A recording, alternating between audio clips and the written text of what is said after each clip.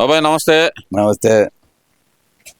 Assembly సమావేశాలు జరుగుతున్నాయి పక్కన, బయటేమో అసలు ఏం బాగాలేదు అని, ఆ ప్రభుత్వం బాగాలేదని చెప్పి జగన్మోహన్ రెడ్డి ప్రెస్ మీట్లు పెడుతున్నాడు. మరి అది అసెంబ్లీకి వెళ్ళి మాట్లాడొచ్చు కదా, ఎందుకని మాట్లాడలేకపోతున్నారు అంటారు? అసెంబ్లీకి పోయే దమ్ము లేదుగా జగన్మోహన్ రెడ్డికి. అసెంబ్లీలోకి పోతే మాట్లాడే దమ్ము లేదు. దమ్ము లేకనే ఆగిపోయాడు. బయట వాళ్ళు అనుకూల మీడియాని పెట్టుకొని దాంతో చెప్పుకుంటున్నాడు. ఇక అంత తప్పితే ఆయన లోపల పోయి మాట్లాడగలిగే శక్తి ఆయనకేం లేదు. లేదని అంటారు ఏంది? ఆయన మా పులివెందుల పులిబిడ్డ అనే మాట గట్టిగా మాట్లాడుతూనే ఉంటారు మరి. ఇక గట్టి వరకు చెప్పుకోవటం పులివెందులు పులిబిడ్డ అని, అంతేగాని ఇక దానికేం సంబంధం లేదు. ఇక్కడ ప్రధానంగా చూసుకుంటే కనుక రాష్ట్రంలో అసలు సంక్షేమం లేదు, అభివృద్ధి లేదు, మొత్తం సంక్షోభంలో నడుస్తుందంటూ మొన్న దాదాపు 3 గంటల సేపు ప్రెస్ మీట్ పెట్టాడు కదా.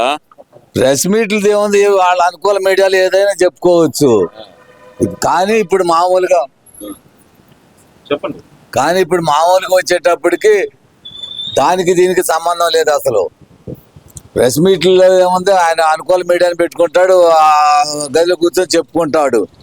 బయటకు వచ్చి జనంలోకి వచ్చేటప్పటికి ఇవాళ టయానికి పింఛన్లు ఇవ్వటం కానీ, ప్రభుత్వ పథకాలు కానీ ఏమైనా కానీ టయానికి అందరికి అందుతున్నాయి, టయానికి జరుగుతున్నాయి. సంక్షేమ పథకాలు కూడా సక్రమంగా అందుతున్నాయి. కాబట్టి ప్రజల్లో ఎటువంటి తిరుగుబాటు లేదు. తిరుగుబాటు లేదని మీరు అంటున్నారు, ప్రజలందరూ తిరుగుబాటు చేశారు. ఈ జంగిల్ రాజ్యం మీద ప్రజలందరూ నాయనకమలే ఉన్నాడు అంటున్నారు కదా మరి జగన్మోహన్ రెడ్డి. అది చెప్పుకోవచ్చు. ఆయన మామూలుగా జనాన్ని తోలించుకోవటమే కదా. ఏడన్నా మీటింగ్ పెట్టాడంటే పక్క నుంచి జనాన్ని మొత్తాన్ని తీసుకెళ్లి తోలుకొని తీసపోయి ఆడ పెట్టుకొని తీసపోయి జనాన్ని చూపించుకుంటాడు. అంతకు తప్పితే ఉపయోగం ఏమి లేదు. ఇప్పుడు అంబటి రాంబాబు అంటాడు సత్యనపల్లిలో ఈసారి డిపాజిట్లు పోటీ చేస్తే, కానీ నేను నాయకుడు అని చెప్పుకుంటాడు. అట్లుంటది. ఆయన అంటున్నాడు కదా, కాపులను అనగదొక్కుతున్నారు చంద్రబాబు నాయుడు, కాపు నాయకులతో అనగదొక్కుతున్నారని. ఎట్టని కొలపించి లేపాలని ప్రయత్నం చేస్తున్నారు. దాని వల్ల ఎటువంటి ఉపయోగం లేదు, వాళ్ళ వల్ల ఏది కాదు. ఎందుకు కాదంటారు? వస్తున్నారు కదా రోజు పరామర్శలకు, ఆయన ఇంటి దగ్గరికి తెగ వస్తున్నారు కదా. ఎవరు వాళ్ళ నాయకులే వస్తున్నారు తప్పితే విడిజనం ఎవరు రారు. వాళ్ళ నాయకులు వస్తారు, పరామర్శిస్తారు. ఏదో ఒక విధంగా ఎట్టన్నా కానీ కులాల మతాల మధ్య చిచ్చు పెడదాం అని ప్రయత్నం చేస్తున్నారు. అటువంటివి ఏం జరగవు.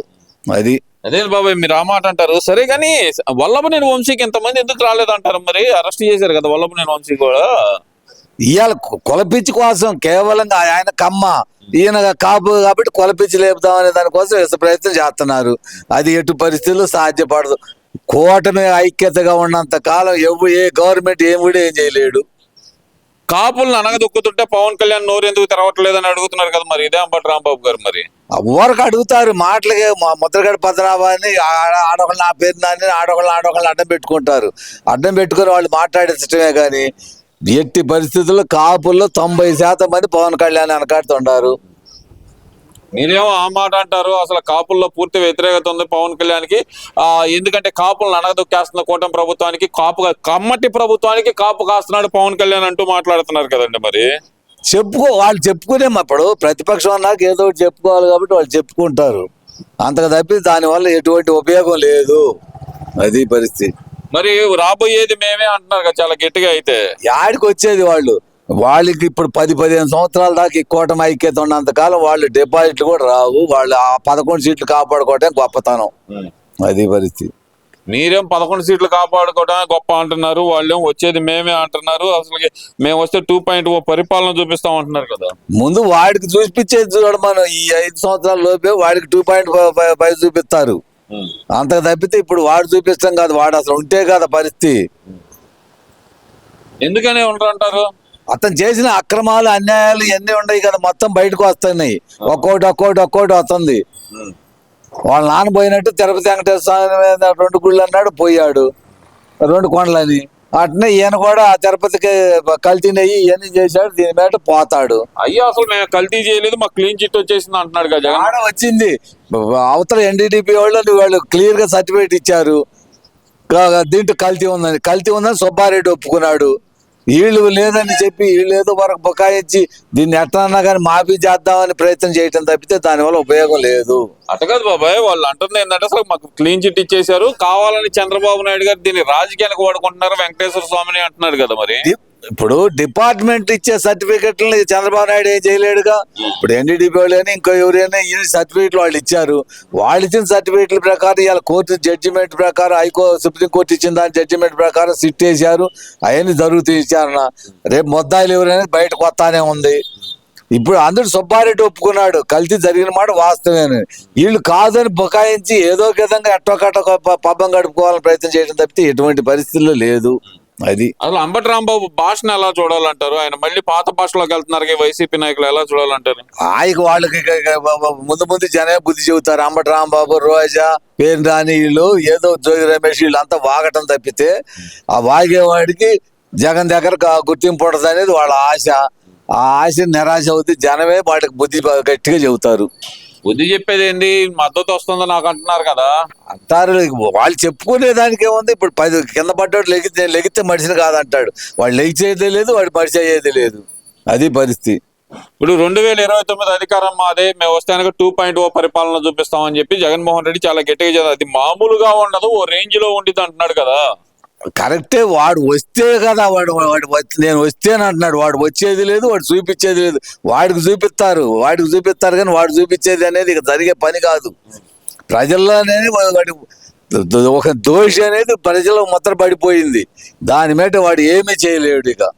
అంటే ఈ కూటమి ప్రభుత్వం ఏది చేస్తున్న తప్పులను కప్పిపుచ్చుకోవడానికి వెంకటేశ్వర స్వామిని రాజకీయాల్లోకి లాగారు అనే మాట అయితే కనుక జగన్మోహన్ రెడ్డి గాని వైఎస్ఆర్సీపీ నాయకులు గాని మాట్లాడుతున్నారు. ఆఖరికి బొత్స సత్యనారాయణ గురువు అదే అంటున్నారు కదా. మరి వాళ్ళు చెప్పుకుంటారండి. వాళ్ళ ప్రతిపక్షం కాబట్టి ఏదో ఒకటి చెప్పుకోవాలి కాబట్టి వాళ్ళ ఉద్దేశం వాళ్ళు చెప్పుకుంటారు.